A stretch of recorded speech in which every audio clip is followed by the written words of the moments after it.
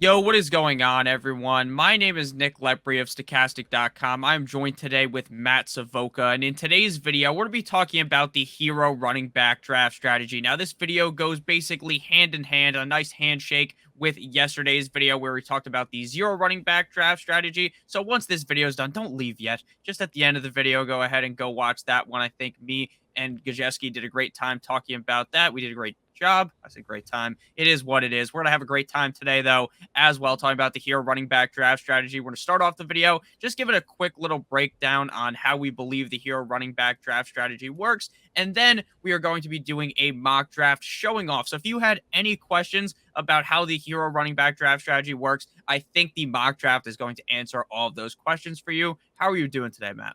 I am doing fantastically, and I couldn't agree more. I thought you and Gajeski broke down what has become the premier main strategy in terms of overall roster allocation in fantasy drafts: zero RB, hero RB, or anchor RB, as we're talking about today, kind of grew out of the zero RB strategy and kind of mixed in the rationality of getting the most valuable player in fantasy from a positional standpoint, the bell cow running back, and then focusing elsewhere. So I think it's a really good way to break down the differences between the two, and also so that when you get into a draft room and you're trying to figure out what strategy you can implement on the fly, you know where you're going. You know the options about where you're going. And between yesterday's video with Gajeski and yourself and today's, I think you're going to be very prepared.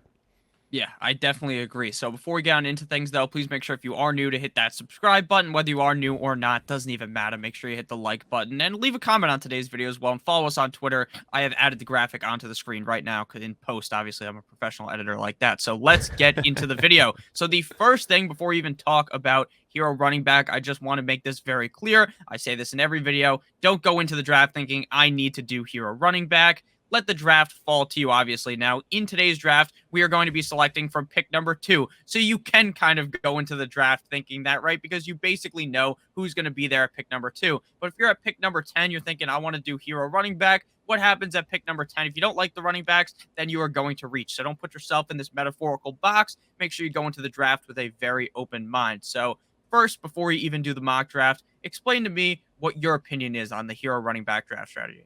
Specifically, hero running back involves taking exactly one running back in the first 2 rounds to me, and then staying away from the position until we are firmly out of the middle rounds. It doesn't necessarily mean that I'm stocking wide receivers only in those other picks. It just means that I'm focusing on the strengths of my team elsewhere besides running back 2. Running back 1 is the position that very often carries championship winning teams. That's the bottom line. You got to have a player like a Jonathan Taylor last year, a Christian McCaffrey in previous years, David Johnson, Le'Veon Bell. These difference maker players are so incredibly valuable that sometimes it doesn't even matter the quality of your running back too, especially if it's just in the middle tier, say running back 18 or 19 in fantasy points per game. You can absolutely create a fantasy championship winning roster with the running back 19 to 25 as your running back 2 on your team, so long as that running back 1 is anchoring the touches and projections and production of your team. Then we're just going to focus elsewhere on getting the strengths of our team up everywhere else except for the running back position. And often in hero RB, I'll say last, I don't have a running back in the flex position. Really, it's one specific superstar running back, and then I'm actually focusing on positional strengths elsewhere. How about you? Yeah, I completely agree with your assessment of hero running back. I think some people say you just take one running back in the first round, but I think your explanation is a little bit better. I think you don't have to necessarily take that running back in the first round. You can take a wide receiver, tight end, quarterback if you're feeling a little bit crazy in the first round, and then in the second round, go ahead and get that running back. So I think your explanation was great. So I think we should get on into the draft so you guys can fully understand how this is going to be working. So now I have added the draft to the screen. We're going to be selecting from the number 2 overall spot. I think personally with the hero running back draft strategy, if you do want to draft that running back in the first round. You want to be in the first couple of picks. Whereas yesterday's 0 running back draft strategy, me and Gajewski talked about how you kind of want to be at the end of the first round so you can hammer in on those elite wide receivers, guys like Stephon Diggs, Devontae Adams, at pick 9 through 12, in my opinion. So do you agree with that sentiment that if you're doing hero running back, you probably want to be drafting a little bit earlier? I think based on how most fantasy drafts go, you know what pick you have in the first round just by the nature of your own league, right? And there are places where certain strategies make more sense. In the first 2 picks this year, we are in most leagues, half PPR or standard leagues especially, we're seeing Jonathan Taylor and Christian McCaffrey go off the board, making it very advantageous to implement a strategy like Hero RB or Anchor RB from the beginning. But that is no hard and fast rule, especially since every single fantasy draft is different. Your home league is different. Every underdog draft we're doing this year is different. And so I don't want to make any hard and fast rules. In fact, I wanted to say one thing in the strategy session before we headed into the draft. One thing I really like to do, especially when I'm talking about a home league that I might draft on Sleeper, the platform you see in front of you here on YouTube, I like to write down what I believe the first 25 picks of the draft are. Doesn't take that long. Just open up a Google Doc or something like that and just write down the top 25 names and just see if you can predict those top 2 rounds. You'll be surprised at how well you actually do. ADP doesn't change that often, and that's why we can start to see, at least based on our first 2 picks, what strategy we might have available to us. So that's a long-winded way of saying the number 2 overall pick is a great way and a great start to use Hero RB this year. Yeah, and to go off what you were saying, I actually think if you've been in a league for a while with people, the same people, you could actually go back and look at your draft history and figure out who's going to be that guy who's going to take the quarterback in the second round. You can figure out where that's going to happen because most people don't change their strategies, right? Most people are hard set on what they're going to do every single year. Even if it doesn't work for them, they're going to keep doing it. So you can check that out as well. That's something I've done in the past, and I actually find that it works. So we're to begin the draft here at the number 2 overall spot. And unless something crazy here happens at the number 1 overall spot, which it did, that does kind of change our pick here. Yeah, obviously we'll go Jonathan Taylor. It doesn't change the implementation of this strategy at all. I certainly expected Jonathan Taylor to go number 1, and he probably will in your draft. But for the sake of this draft and for this strategy, doesn't change anything for us. Let's take Taylor and then implement the same strat. Yeah, you can even imagine if you're a viewer, this is Christian McCaffrey, right? If you think that it's impossible that Derrick Henry or some other player goes at the 101 over Jonathan Taylor, I think at about 90% of drafts you're going to do, probably Jonathan Taylor goes at the 101. But then again, if you are in an at-home league, you're playing with Jim from The Office, and maybe, someone's a little bit crazy. They like Derrick Henry. They like Christian McCaffrey. Things will happen, right? It's not a lock that Jonathan Taylor goes number 1 in every draft, but it does seem very likely. So after Taylor came McCaffrey, Cooper Kupp, Dalvin Cook, Austin Eckler, Justin Jefferson, Najee Harris, Jamar Chase, Devontae Adams, DeAndre Swift, Travis Kelce, and the second round begins with Stephon Diggs, Joe Mixon, Josh Allen, Tyreek Hill, Nicholas Chubb, Debo Samuel, Mark Andrews, CeeDee Lamb, Saquon Barkley, and Alvin Kamara. We're up, so we did get our anchor, our hero running back here with the first pick. So where would you look with our second pick? This is honestly perfect. This is a perfect place. And now Aaron Jones is creeping up all of our rankings here. And so Aaron Jones notwithstanding, I think we have some incredible wide receiver talent available to us right now with the news that Rob Gronkowski is retired. Chris Godwin's timeline to return in Tampa Bay is up in the air still. Mike Evans is the clear pick for me, even over A.J. Brown. But here's what I'm looking at. I am thrilled with the idea of possibly getting a Keenan Allen, an A.J. Brown, even T. Higgins or Deontay Johnson with my third round pick. So when I take Evans, it's almost like I don't even need to care about my little technical details in this wide receiver tier. I'm just taking multiple and enjoying the ride. All right, so let's go with Mike Evans here. I completely agree with everything that you said. I do, though, still have a strong belief that Gronk's going to play this year. I know he retired. I think he's going to end up playing. But based upon the news we have right now, I think Mike Evans is probably going to move up draft boards. He should already have been a second-round pick, in my opinion, and maybe even slightly higher than where he's going right now. So I like Mike Evans a ton, and I think he fits this strategy quite well, especially if Godwin has a series. Like, if he's missing 6 weeks, we could really see Evans have a fantastic season yet again. So after Evans came Kyle Pitts and then Javonte Williams. We are now back up on the board. Who are you looking? So for me, it's Keenan Allen, the quality of the offense, the pass happy nature of the offense. AJ Brown is an incredible player, but I still worry about the overall volume. He has players like Dallas Goedert and Devonta Smith to compete with, not to mention the fact that Philadelphia needs to prove to us that they're going to be more pass heavy this year. I don't have any of those concerns with the next two players on our list, Keenan Allen and T. Higgins. Both have strong quarterback play, pass happy offenses, and should get plenty of opportunities. Allen's the clear pick for me. Okay, my pick would have been AJ Brown, not by a wide margin though. I think that with AJ Brown, you're just betting on the efficiency, you're betting on the fact that he's such a talented player, and I also don't believe that a team would trade that pick to get and pay this guy all this money, right, if they weren't going to use him in heavy fashion. So that's why I like AJ Brown. Again, I understand why you like Keenan Allen, and I'm fine taking Keenan Allen here. It's not like there's a crazy tier break. For me, I like T. Higgins as well, but I also don't feel like in the first 3 rounds I want to be drafting the secondary wide receiver on a team. And that has nothing really to do with T. Higgins' talent, right? He's a very good player. And he could even finish higher than Jamar Chase. It wouldn't surprise me. But I definitely prefer to go with Keenan Allen on a great offense. So let's move on to our next pick here. After Keenan Allen came A.J. Brown, Aaron Jones, Ezekiel Elliott, Pat Mahomes, Darren Waller, George Kittle, Antonio Gibson, James Conner, David Montgomery, Cam Akers, Leonard Fournette, Terry McLaurin, Amari Cooper, Breece Hall, T. Higgins, Deontay Johnson, DJ Moore, Justin Herbert, J.K. Dobbins, and Josh Jacobs. So we're back up on the board here. 3 quarterbacks already off the board, 4 tight ends. Not all that out of the ordinary here, especially in normal leagues. People take a lot of quarterbacks, and the tight ends do come off the board quite quick because for most people, after that kind of top 4, top 5, depending on how you see some of these tight ends, people get a little bit nervous afterwards. So we have seen actually 5 tight ends off the board. I lied straight to your face. So all the top 5 are gone. Makes a lot of sense. So we're back up on the board here. I assume that means that we are not going to be looking tight end here because there's really no need to reach into that next group. You said it. That's correct. Once those big 5 are off the board, we got a big tier break. As much as I believe in the overall talent of TJ Hawkinson, the way that offense has changed this year, how can you say that he's definitely going to enter the elite tier this year? Certainly in the range of outcomes,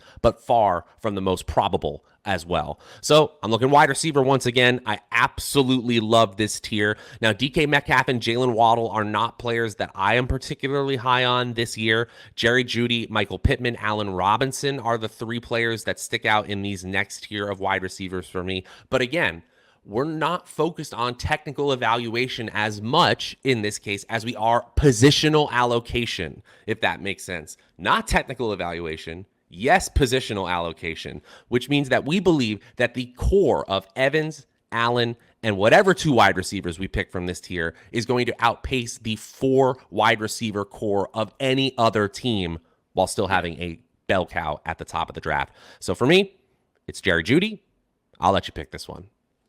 All right, my pick definitely is not DK Metcalf. I'm just going to pause the draft so that we don't just auto pick and then I have to go scroll through this thing again. But at the end of the day here, I don't like DK Metcalf. Nothing to do with DK Metcalf. I don't like Drew Lock. I think there is still a chance that Baker Mayfield gets moved there because the Cleveland Browns are willing to eat, I believe, half of his pay or half of his salary. So there is still a chance that Baker Mayfield does get moved. But if I'm being honest with you, even with Baker Mayfield, I'm not too sure I want to invest in DK Metcalf. My pick would be Jalen Waddle, but I do like Jerry Jeudy a ton as well. So Waddle for me, we can get into the analysis for a moment. He's just not going to receive the target share he received last year. He's just not going to. And so now you're saying he has to be efficient on less opportunities on an offense that just got one of the most efficient wide receivers in the league. So I see a team that we can't guarantee efficiency for their wide receivers because of the influx nature of their quarterback play. And we know the volume is going to be lower. Those are players I typically fade in fantasy. I still think Waddle is a premier talent at the position. Okay. My thought process is more that I believe that the offense is going to be better without Brian Flores. I think they have a better offensive line. I think Tua takes that next step. If all of that is the case, then Jalen Waddle could easily finish as a top 12 wide receiver. Again, if you're not as strong of a believer in Tua, it makes perfect sense not to love Jalen Waddle at the spot. So we're going to go with Jerry Jeudy. I think he would be my next best option up. I think it's still kind of 50-50 whether he or Cortland Sutton end up being the number 1 guy in the offense. But right now, I think Jerry Judy's a fine pick inside the 4th round. And then if available, Allen Robinson would be my next pick. That's right. That's it for me. Waddle, Pittman, Robinson, even Cortland Sutton. I'm fine taking 2 Denver wide receivers in a league right now, especially when Russell Wilson's their quarterback. This is such a great place to be, and honestly, it highlights why the hero RB strategy has gotten so popular. Whoever we're picking right now is a superstar at the position, literally has wide receiver 1 overall upside. That's where we see a lot of these next year wide receiver 1s come from, right in this 4th, 5th round range. I hate to say it, but I don't care. I don't care who we get out of this group. Godwin's the one that, because of injury, I'm a little bit more concerned about. But even if you wanted to go Waddle now, let's do it. All right, if you believed that Chris Godwin was going to play, maybe only missed 3 games, then I think Chris Godwin would, I might have said Al Robinson, but I think Chris Godwin would be a smash pick here, even though we have Mike Evans. But we will go with Jalen Waddle here, be a little bit different. I also like Michael Thomas, but I'm still very unsure what's going to be. Is we're going to ride the Michael Thomas train again? Is he going to screw us over? Right. Or is he going to play week 1 and be a fucking top 10 receiver? There are 2 outcomes that are very widely different, and I think either of those could easily happen. So we're going to pick Jalen Waddle here. But before we get into the next pick, I would like to give you guys a quick word from our friends and our sponsor of today's video, Underdog Fantasy. We've talked about them in today's video. We do 1 million drafts on there every single Monday. We'll be live with Mock Draft Monday on there. And you can find me in the lobby all the time. If you find me and you have Twitter, screenshot my team, send it to me, say, Nick, your team sucks ass. That's funny. I'm going to do that. So, Underdog Fantasy is the best place to play fantasy football this summer. The Best Ball Mania 3 tournament has $10 million in total prize money. All you got to do is draft your team. That's it. My favorite part about fantasy football is the draft. I love doing these mock drafts. I think it's very fun. And then you don't even have to edit your team. You don't have to call Jim from the office to try to make a fucking trade. No, you don't have to worry about that. All you got to do is draft the team. The computer automatically puts the highest scores in your lineup every single week. Last year's Best Ball Mania champion drafted in June. So you can draft right now. You don't have to wait until August. Underdog will double your first deposit up to $100 when you sign up using promo code AWESEMO, AWESEMO. That's good for 4 entries into the Best Ball Mania 3 tournament. Or if you're wanting to do the rookies and sophomore drafts, that's 10 free drafts in rookies and sophomores. Head over to underdogfantasy.com or in the App Store, or just click on the link in the video description, probably also in the pinned comment as well. Again, promo code AWESEMO, AWESEMO. So back on into the video here. After Jalen Waddle came Courtland Sutton, Travis Etienne, Chris Godwin, Michael Thomas, Lamar Jackson, Clyde Edwards-Helaire, Elijah Mitchell, Allen Robinson, Michael Pittman, Kyler Murray, DeAndre Hopkins, TJ Hawkinson, Damian Harris, Dalton Schultz, Treylon Burks, Miles Sanders, Kenneth Walker, Mike Williams, Hollywood Brown, and then Dallas Goedert. We are back up on the board here. We already have 4 receivers and we have 1 running back. When do you feel as though the floodgates are open for us to take another running back? Well, it's certainly available now. This is a know your league situation. If we were playing in a 2 flex league, I would still push the hero running back strategy, especially with this wide receiver tier we have right now. Amon-Ra St. Brown, Adam Thielen, Brandon Cooks. These dudes are beasts at the position, and I feel like we're about to hit a tier break. But with the way that the league settings are in this particular draft, I don't think positional allocation says that wide receiver is the most advantageous pick, despite it being the best spot on the board. To me, it is time to look quarterback, best running back available. Do we have Clyde? Let's look at that running back board right now. So to me, I still see some possible league winners. Devin Singletary, a top 10 running back down the stretch.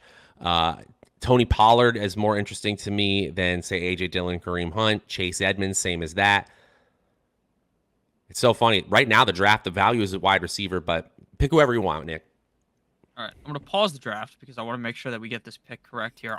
My pick would be Jalen Hurts right now, I think. Now, again, we talk so heavily on the Best Ball channel about stacking. In a redraft league, I am not someone who needs to have that stack, right? I don't need to have Mike Evans, Keenan Allen, Jerry Jeudy's quarterback. For me, I think Jalen Hurts literally could be the #1 quarterback in all of fantasy football. Do you agree with taking Jalen Hurts, or did you really want to go running back? Oh, I'm fine there. Absolutely. Well. This is a great spot to take quarterback. This is the last tier after Tom Brady, Matthew Stafford, where we have any opportunity that we're going to actually get the #1 overall quarterback. After that, it's just not happening. I think you might have someone serviceable, but you will not have the #1 overall. You will not have that league winner at the position. Okay, I think you could kind of argue maybe if Dak bounces back, he could be #1. But I digress. I like Jalen Hurts. No, I said that. I said that okay. After the Tom Brady, Matthew Stafford tier. I actually think we're overvaluing Trey Lance's ability. We don't have any sort of major discount on him this year. He's expected to be great. Again, for me, it's a running back here, especially with Thielen and St. Brown gone. Cooks is my highest projected player available. I'll just say that straight up. But if you believe that we're kind of out of the wide receiver position right now, then Devin Singletary is my pick. Yeah, I agree with you. I would go Devin Singletary here. I think you could definitely take Brandon Cooks. I have Brandon Cooks ranked as my highest wide receiver here. I also like Drake London, but I'm also fine if we take a running back here and then want to kind of stray away. There are some other wide receivers I'm slightly interested in a little bit later. So I'd rather just get that number 2 running back to shore up with Jonathan Taylor or Christian McCaffrey, if you don't get Jonathan Taylor at the number 2 overall pick. So my pick would also be Devin Singletary. I'm out on A.J. Dillon right now. I just don't really see it. I'm being honest with you. I think he's a good player. I just don't see his role in this offense really increasing. So we're going to go with Devin Singletary, who I think is going to be the lead back in Buffalo. You got anything to add on that? Or Yeah, I'm fine with that. And also, our roster positional allocation strategy actually made A.J. Dillon a stronger pick for us than, say, if we had like 3 or 4 running backs, in my opinion, because we are shooting for league-winning potential with the running back 2 pick that we pick in the 7th round. Same thing here. I have no problem in a season-long league taking James Cook and figuring it out and seeing which of the Buffalo running backs I can start week to week. This is a great offense, a fantastic offense, maybe even top 3 in the league. And if they end up using a bell cow running back, we are going to have an absolute stud on our hands. They drafted James Cook in the 2nd round. We saw what Devin Singletary can be when given touches. Yes, it could be a full-blown RBBC, but I think there's so much touchdown upside in the 7th and 8th round. I'm okay stacking running backs in this position. all right, I'm fine with that as well. Something that we will never do, most likely in best ball, but in redraft leagues, I think that's very acceptable to do. I did that with Devin Singletary and Zach Moss last year. I wasn't that great until later on in the season, but yeah, Devin Singletary is a great player, as is James Cook. So after on Singletary, real quick to just recap, some people may be listening to this instead of watching. Brandon Cooks, Garrett Wilson, A.J. Dillon, Elijah Moore, Juju Smith-Schuster, Drake London, Dak Prescott, Kareem Hunt, Tyler Lockett, Devontae Smith, Brandon Ayuk, Russell Wilson, Darnell, here comes the Mooney, Cordero Patterson, Aaron Rodgers, Tony Pollard, Gabe Davis, Chris Olave, Dawson Knox, and Tampa Bay Tom Brady. We're going to go with James Cook here. I like James Cook a ton, and I agree with you. I think you can draft 2 running backs on the same team, especially in the 7-8 range where maybe both of them are startable. I don't think so. All right, we can zoom through the rest of the draft here. We got about 6 rounds left, and now we're going to take best player available here. We do need a tight end at certain points, but we have stopped implementing the anchor RB strategy. We've now sort of shown you when to pivot out of it based on your league allocation settings. Now we're really in the best flex available stage. Tight end for me, we're definitely punting the position. I think Renfro is a great play here. I think Chase Edmonds is a great play here.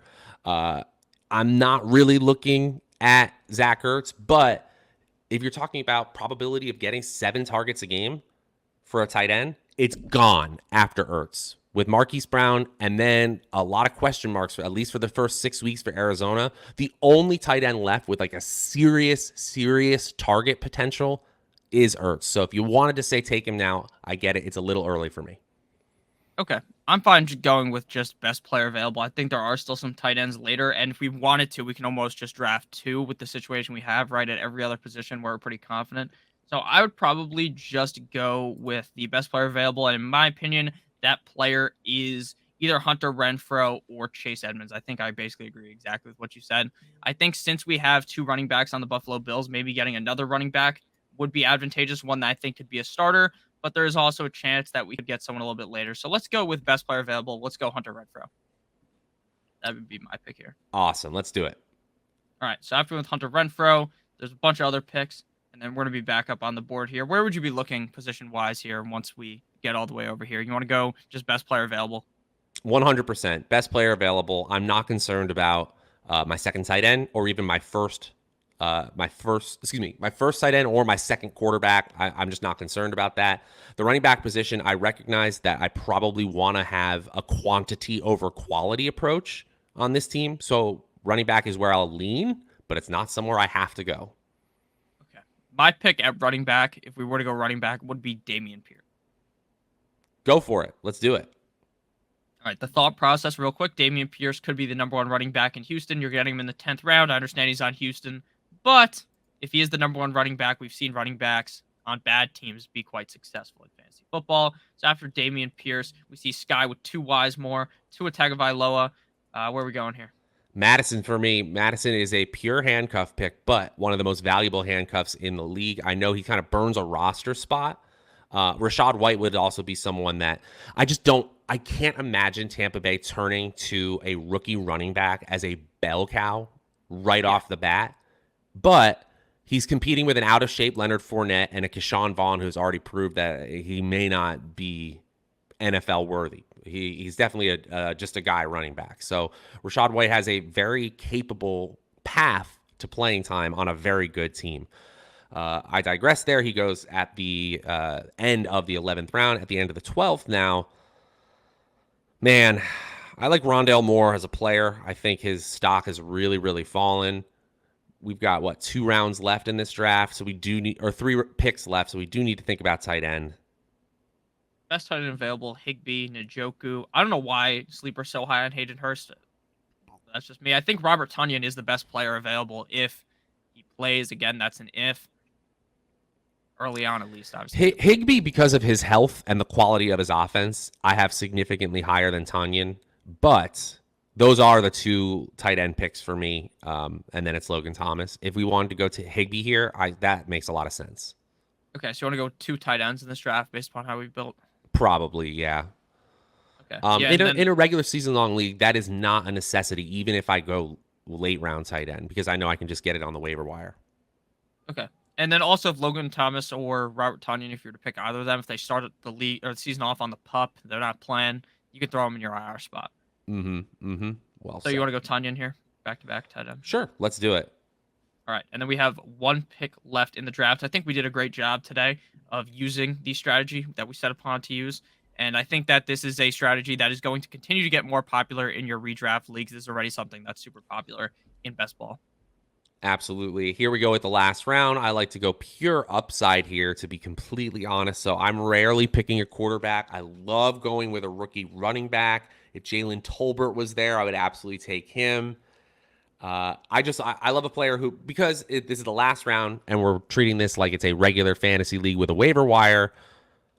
God, I can't say no to Gus Edwards. I little less upside than I usually go. I usually would pick a player like Zamir White in Las Vegas, who maybe there's that off chance he just outplays Josh Jacobs or something like that. But Gus Edwards is going to get a huge amount of touches on a run-heavy offense. We got to take him.